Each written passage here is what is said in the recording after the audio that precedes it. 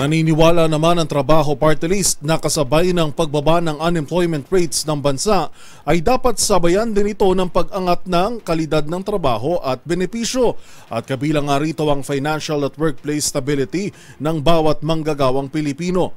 Tutukan natin ang report ni Edniel Parosa.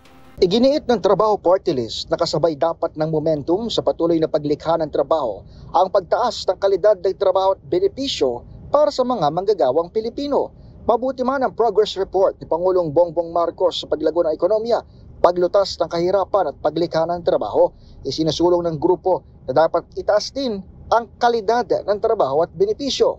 Kasama rito ang mga pagpasa ng panukalang batas upang makapaghandog ng disenteng kita, dagdag benepisyo at pangangalaga sa seguridad ng mga manggagawa.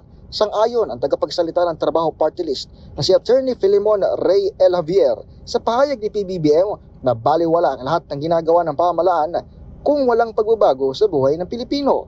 Bilang suporta sa direksyon ng administrasyon, iginiip ni Attorney Javier na mananatiling plataporma ng Trabaho Party List ang pagtaas ng antas ng pamumuhay ng mga manggagawa dahil di dapat umano tumigil sa magandang ulat sa ekonomiya ang pagsulok ng interes ng sektor. Suportado rin ng Trabaho Party List ang polisiya ng Administrasyong Marcos na mag-invest sa mga tinatawag na job-generating infrastructure at social protection programs, pati na rin sa mga programa sa kalusugan at edukasyon.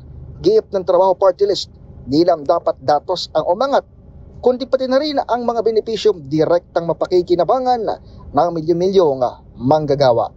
Para sa MBC TV Network News, ito si Edniel Parosa, una sa Pilipinas, una sa Pilipino.